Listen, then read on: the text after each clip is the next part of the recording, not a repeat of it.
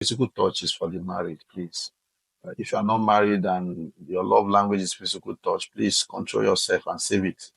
The idea of love languages, quality time, physical touch, words of affirmation, receiving of gifts, and act of service have become so popular. But the question is, how do people's different love languages affect the way they connect to their partners? Pastor Mike Sule has this to tell us. The 5 love languages. So I appreciate our international president. Thank you. Thank you, Apostle Dr. John Joy Life Changers. Dr. Joy Life Changers. Thank you for this privilege. Physical touch is for the married, please. If you are not married and your love language is physical touch, please control yourself and save it. Because when you start doing all the touching and the necking while you are single, it leads to something else. And the Bible don't want us to be engaging or involved in such things.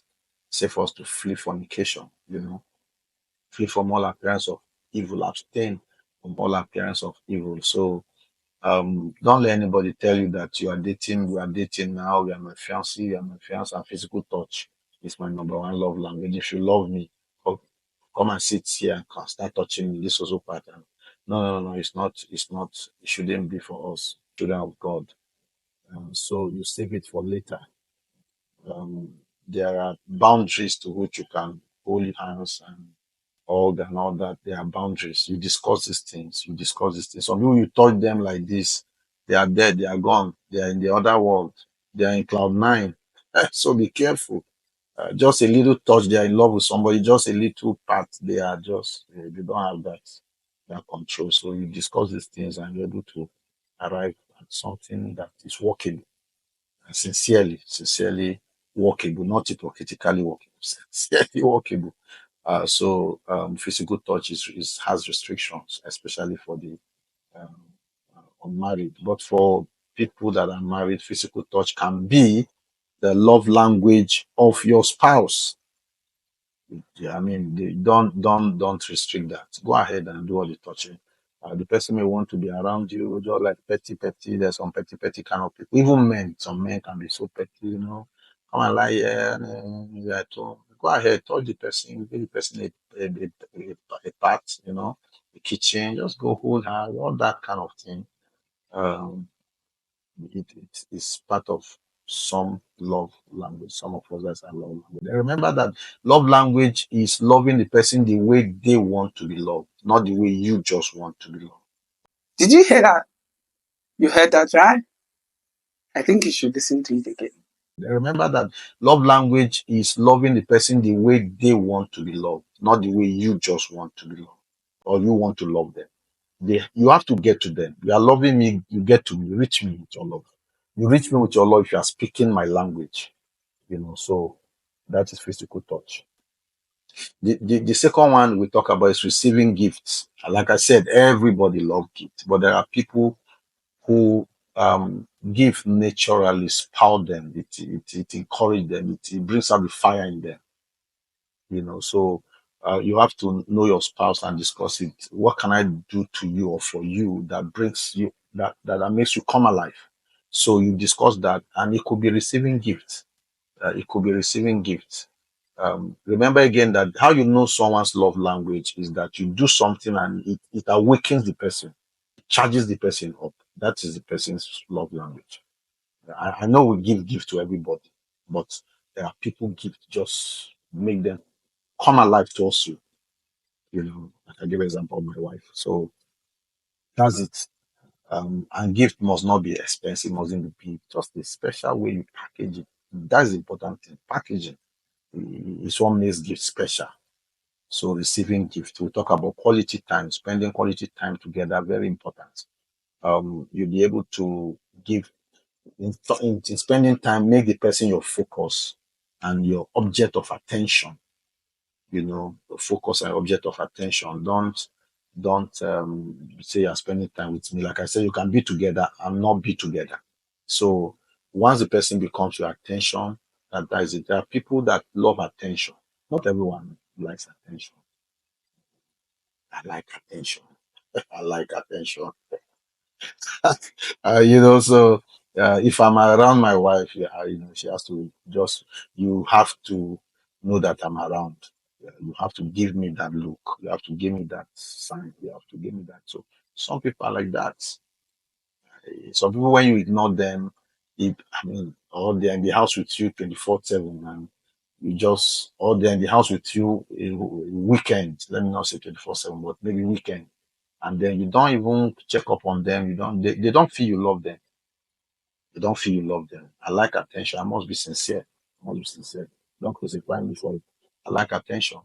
So some people like attention. Give it to them. Give it to them. It's not pride. It's their love, their love language. You can buy them gifts. You can buy them whatever. If you have not given them that attention. Okay, let me give you an example of a woman whom I read about. Her husband is too busy to give her time. He doesn't even have her time at all. He's always busy, busy traveling. So he comes home and then she complains that you don't give me time. You're always working. And the man says to her, the work I do is what is giving you this kind of life you are living. Look at you in a large house. Look at the cars I bought you. Last birthday I bought this. The other birthday I bought this. The other birthday. And she kept complaining, no, I need you, not your gifts. Can you imagine that this man built massive mansion for this woman? It look as if she doesn't appreciate it. Not that she doesn't appreciate it. The man is not speaking her language yet. So um you know what he did? He went to his room and got a cassette, in those days of cassette, 90-minute cassette, and then recorded his voice inside the cassette. I love you, you are my wife, I'm with you, I love you, you are my wife. Imagine saying that for 90 minutes and give it to the woman. Say, anytime you feel lonely, you miss me, play it. That's ridiculous, That's not him giving her attention. I'm telling you. So she likes attention. If you like attention, we may say I like attention. It's not a sin, you know. So that's very important. Even when you are working together, you work together. You work together. Quality activities. Your interests are shared, and you connect. That's one. So the fourth one is the act of service. The act of service is the little things we do for our spouse or partner. The washing, the cleaning, um, picking clothes from dry cleaners, all those kind of things. Sometimes you may not even be the one doing it, but that it is done, the person appreciates it. So you have to find out where this person needs help and he appreciates it or she appreciates it. It's very important. Like I said, Jacob served 14 years to get richer. That's act of that one is though that one act of service is used to pay dowry anyway, but that's act of service. Jesus served his disciples, he washed their feet. If you know the Jewish culture, you don't wash the feet of another Jewish person, but Jesus did it to prove a point to his disciples that I can serve you, I love you, I care for you. And Peter said, you can't do this. Peter said, you can't do that. And Jesus said, if I don't do it, you are not a part of me.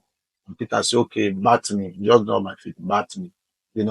So that act of service is important. The little things you do, the cleaning, you notice that something is not organized in the house, you're organizing it for the person, you are trying to run around here and there.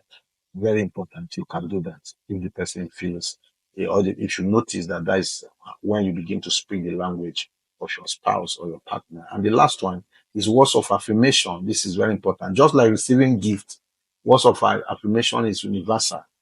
And like I said in my voice note, we live in society right now where the words are spoken without thoughts or giving it thoughts. People are angry everywhere. People are angry, So I'm telling you the truth. Um, yeah, people are not composed these days, and there are many. The spirit of depression is everywhere. Everywhere, I can tell you. It doesn't know race, it doesn't know country. That spirit of heaviness is everywhere. People are not happy for one or two reasons. And I know it's the spirit of depression. The Bible calls it the spirit of heaviness. So people can speak their mood. People turn their mood into words. So they just talk. And I said that naturally, it's the person you love or that loves you, your words penetrate more. The closer you are to somebody, the more your words can penetrate the person. So that's why we have to be careful. That's why the words you speak over your children too are very important. So you have to intentionally use words, kind words, encouraging words, humble words, comforting words. Speak words that will bring life to your spouse. Everybody like it. Everybody like when you praise them. Everybody like when you value them and you express it. If you love somebody, say so. Say it. Be expressive. Especially if you notice that that's one of the love language of your spouse, then you keep speaking it, keep saying it. So these are the five love languages we have. God bless you. Once again, my name is Pastor Mike Sule from the Mark of the Chapter, Life Changers Club International. If you have questions, just keep them rolling and we'll keep answering. God bless you. Keep loving, keep living. I salute you all. God bless you. Yeah, hello there. This is Amoto for the Global Love Movement. In the Global Love Movement, we love the way God intended. So, you've heard from Pastor Mike Sule. He dished out what you need to know. So, if you have any question, you have any contribution, you have any opinion at all, kindly drop it in the comment section, and we will attend to it as soon as possible. So, if you are yet to subscribe to our channel, do so. It doesn't cost much, just in a thing, and you do that. And then follow us on our social media handles on X, on Instagram, on Facebook at the Global Love Movement. Right? So expect more as we come your way this week, but have this reminder: something is happening. Yeah, this week. Something great is happening. Yeah, it's going to be our International Women's Day, and women. Women are actually the makers of the home, the makers of the society. So, how are you planning? If you have not been planning to celebrate any woman in your life, you may be your mother, your sibling, your sister, your wife, your colleague, anybody, any woman at all, right? Please do so. And in case you don't know, this week is gonna be the International Women's Day. So and we are here as the Global Love Movement to celebrate all the women as much as we can. So if you want us to help you do a shout out to your wife, your mother, your sister, your colleague, that your friend, we can do that. Just reach out to us either via the comments or through our social media handles. I will do that. And guess what?